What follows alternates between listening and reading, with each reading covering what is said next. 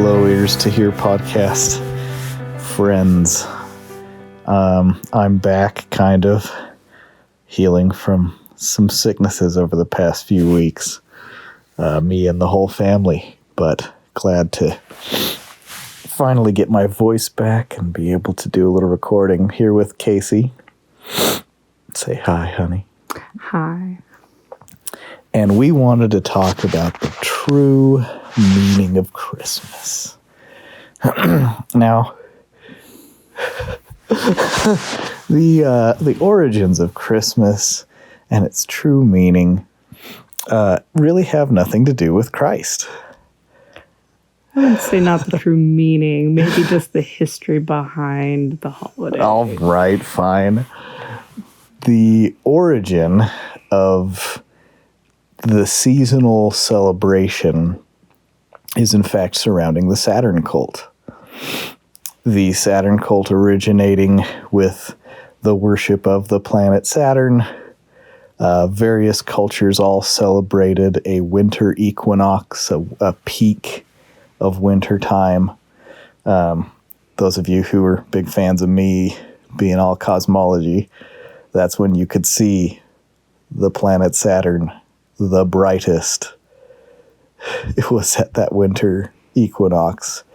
And depending on the culture, they had different names, Kronos or Saturn or a few others. And fun thing, they depict him with a sickle. Yeah. So you can think of that crescent that moves around Saturn. There's the ring symbols of Saturn. There's all those kinds of symbols. And I'm not getting too heavy into that today, but just the idea of the winter solstice, if you will, was thousands of year old feasting celebrations, and it definitely morphed over time. Well, sure. Back in the day when it started, that's when they would slaughter their cows and they would have abundance of meat and they would just celebrate. Yep.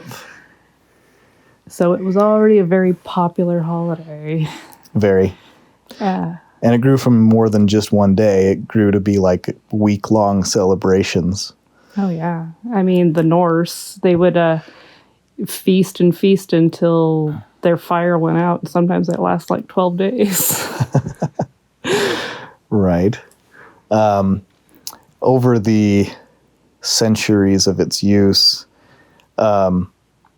it became so popular, so widespread among basically every culture on Earth, that this worship of Saturn, Saturn's Day, Saturnalia was so prevalent that when this is post-Christianity, Christians didn't observe Christmas.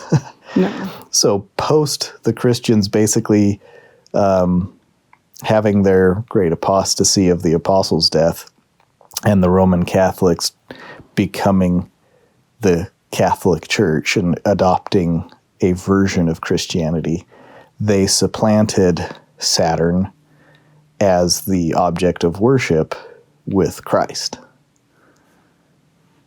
Yeah.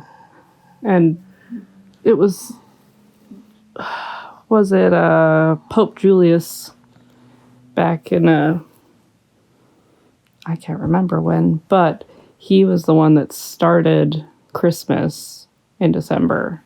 They kind of took over the holiday because it was such a weird ruckus holiday and they wanted to make it religious, if you will. Well, it's very similar to us. Like, we don't worship the birth of Joseph Smith. No. Well, And Christians didn't worship the birth of Jesus. They celebrated Easter. Yeah. They celebrated the atonement. pretty much that's all they had at the time was Easter. And we know, just because of modern day revelation, that the birth of Christ was actually April 6th. So, Well, you're not herding sheep in the dead of winter, so. nope. Nope. So all those tales of the original birth that we see in the Bible obviously weren't a winter depiction. But it's just interesting to me that the the slow crawl of cultural demand turned this Saturnalia winter solstice worship into Christmas. Oh, yeah. It was a slow crawl, and it wasn't until it got to the Americas that it became family-centered. No, before that, it was riots and all kinds of crazy stuff. Crazy is right. People eating until they couldn't eat anymore and vomiting and eating more. There was all kinds of, let's just say, like, sexual cult stuff that typically happens with that was associated with the holiday. And it was even a very disfavored holiday after a while. Oh, yeah. I mean, but it was very popular, and that's why the Pope thought, hey, I think we can get this to catch on. Right. So it really wasn't until the 1900s that it kind of morphed into what we think of Christmas. You know, pre that, no commercialization, it was that winter solstice celebration, and there was some observance of pretending like it's the birth of Jesus.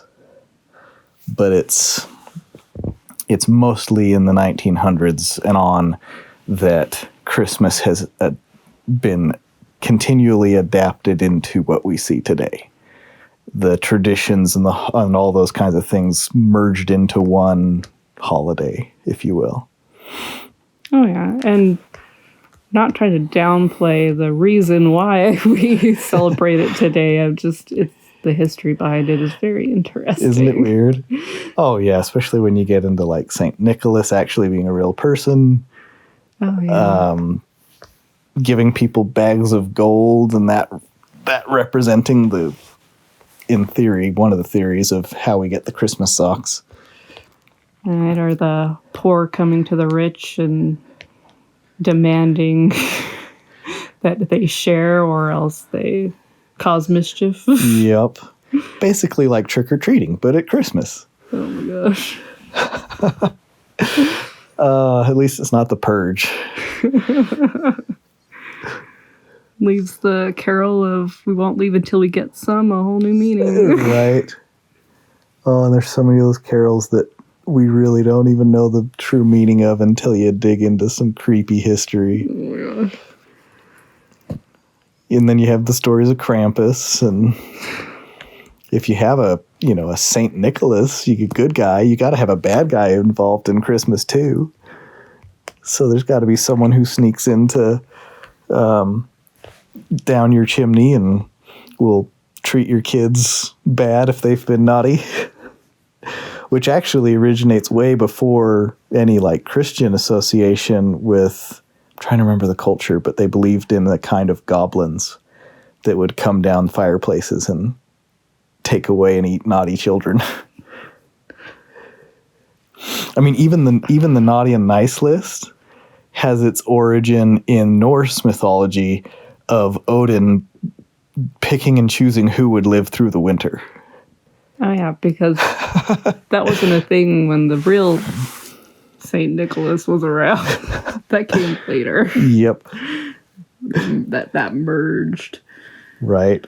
So it's fun. It's fun when people talk about, here's what the Christmas tree means. Here's what the cane means. Here's what all these different things. And almost all of them are recent inventions. I mean, they're great because it's good reminders. Sure. You need it, but history's weird. Yep. So who knows? Maybe someday we'll get revealed holidays like maybe the Jews had. Hopefully I don't know. I think their holidays were in good part revealed or celebrating, biblical events. But, our Christmas, to me, Christmas is the same thing as Halloween. It is what you make of it. Just because, That's a good way to put it.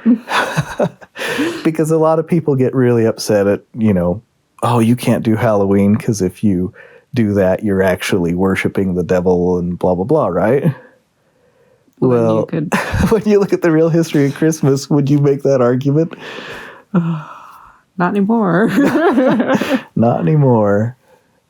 But I think everything is what we make of it. Everything in the gospel and our observance of it and our faithfulness to traditions and all these things, they really are what we make of it. So if you make it family oriented and Christ centered, it's what it'll be. Right. All the symbolisms are what you make of them, because that's what everyone else has done for the last 5,000 years. They've made up their own versions of symbolism. Just to make it a little nicer and a little less weird. So in conclusion, this holiday season, do whatever you want and make your holidays as centered around Christ as you see fit, because that's what really matters, is your intent behind it, not the original intent of any other person. Have a Merry Christmas.